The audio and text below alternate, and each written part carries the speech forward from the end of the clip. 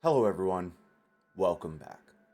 Fontaine has dropped, and it hasn't taken long for most of us to play our way through the newly introduced Archon quests, putting our attorney hats on and diving into the case. Before we begin, be advised this video will contain spoilers for the Chapter 4 Act 1 and 2 Archon quests. Also, if you do enjoy this video, be sure to leave a like and subscribe and let me know what your predictions are for the future Archon quests of version 4.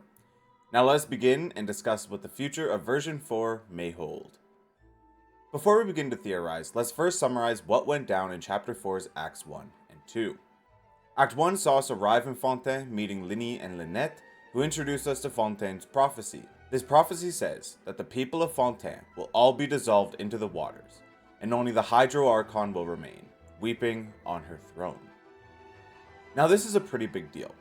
One that I imagine will become more prominent in the latter half of the Archon quest towards Acts 4 and possibly 5, but we'll come back to this later. Following these events, we are introduced to Focalors, the Hydro Archon, reunited with Charlotte, who presents the issue of the serial disappearing cases, more on this later, and we get to watch Linny and Lynette perform a magic show at the Opera Epiclès. This show is where things start to take a turn. The finale sees a member of the audience, a girl, disappear while one of Linny's assistants, Cowell, is murdered by a falling tank of water. After these events take place, Focalors is quick to press charges against Linny, claiming him the murderer and culprit behind the serial disappearances of the previous girls. This is where we get to put our attorney hats on and defend our newfound friend from the accusations. During this time, we learn that the whole plan for the show was so that Linny and Lynette can learn more about the Oratrice that sits below the Opera Epiclès. The Oratrice is the mechanism that provides power to all of Fontaine, and is the final verdict in Fontaine's court of law. Towards the end, we find Linny to be innocent, but not without learning very crucial information. The first bit of information we receive is that the water used by the Primordial Sea has the capability of dissolving a person from Fontaine.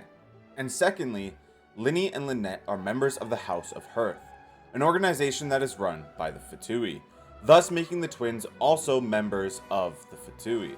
I did forget to mention that earlier on in the story, when helping Linny and Lynette on errands, we bump into Child, who decides to give us his vision as he felt it was not operating correctly and thus may interfere with his duel with Chlorinde. But there will be more on this information later.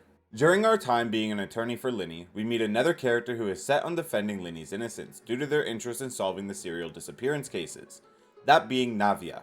This is where we'll start to cover Act 2, as Navia plays a significant role in this side of the story compared to her minor role in Act 1. Act 2 has us join back up as a partner detective with Navia, this time trying to solve the serial disappearance cases. The act really kicks off with a huge attack from unserialized Gardamex on Navia and the Traveler. Chlorinde steps in to save the two in the nick of time, and we begin to learn more about why Navia is so invested in the serial disappearance cases. It turns out that a few years prior, Navia's father Callus was tried for the murder of his best friend Jacques. During this trial, Callus opted for a duel with a champion duelist as opposed to a fair trial. If a person can defeat a champion duelist, charges will be lifted and freedom granted, but this rarely happens. In Callus's case, he was slain by none other than Chlorinde, the same person who saved Navia from the Gardamex.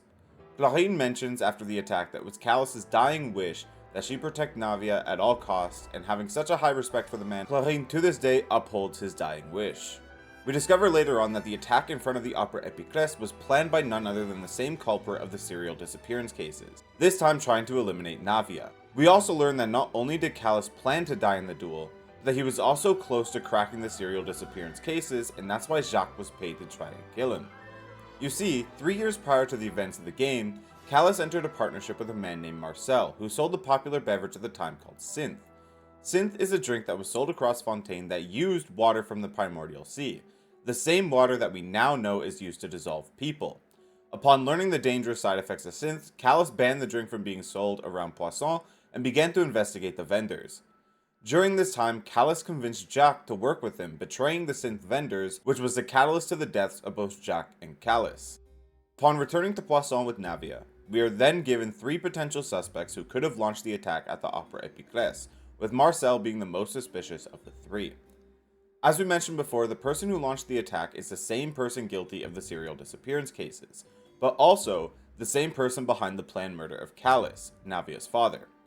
It was now our job to press charges against Marcel and link these cases, but just as we discover the truth, we learn that Child has already been accused and put to trial for the serial disappearance cases.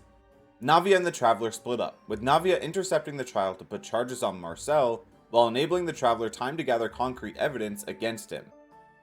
Upon getting this evidence, we rush back to the courtroom, determine Marcel guilty of the crimes, and save Child's innocence. Or so we thought. Although Marcel was proven guilty by the verdict of the Oratrice, Fontaine's court of law requires that all trials are given a final verdict, including the trial of Child that was interrupted.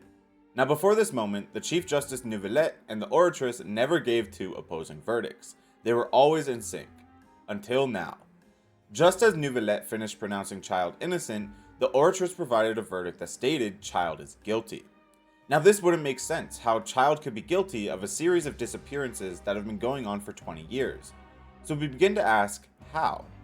Before we can be given any sort of explanation, Child attempts to fight his way out of things but is quickly stopped by Neuvillette before activating his foul legacy and arrested for his crimes, thus entering the denouement of Act 2. After completing these quests, we begin to ask what will come from Acts 3, 4, and possibly 5. I say possibly as we know the Archon quest will be delivered until 4.2, but we don't know how many acts will be delivered with each update. It could be one each, leaving us with only 2 more acts, or there could be a 2-1 split, leaving 3 remaining Archon quests. I'm not sure if the amount remaining was confirmed, so please if it was and someone knows, let me know down below.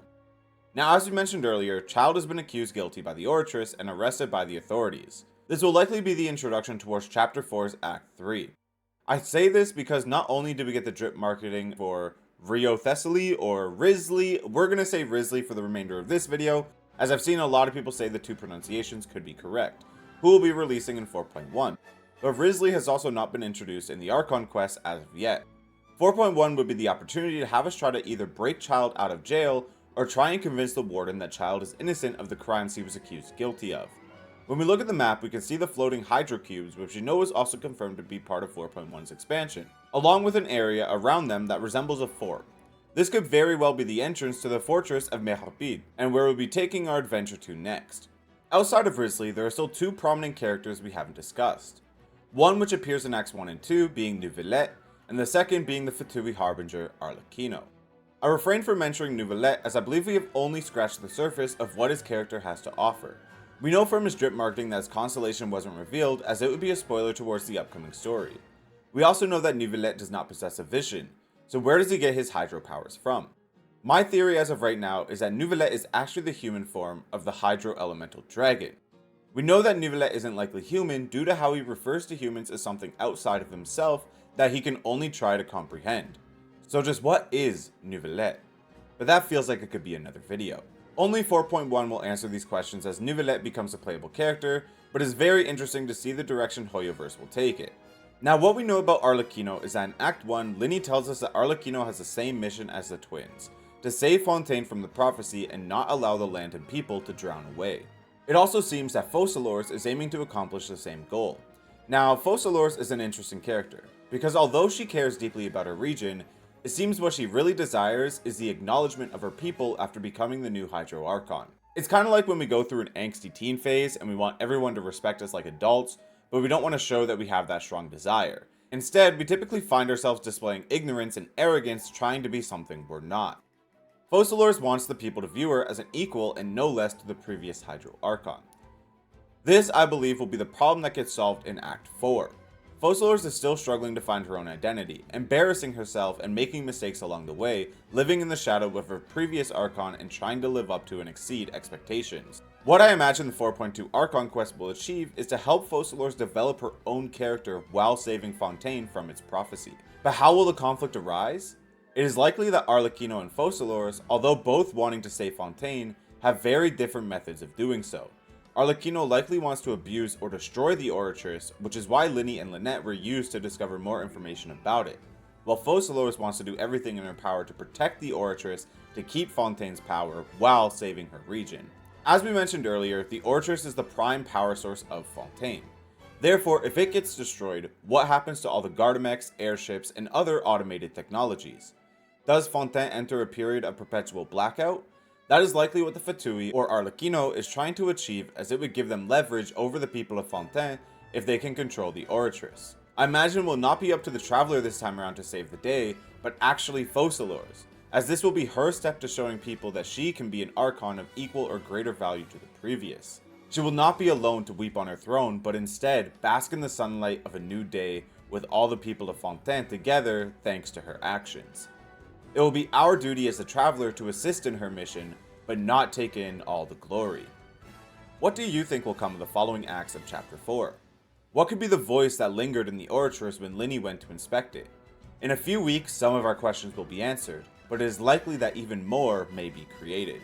I'd like to thank you all for watching, and with that being said, I will catch you all later.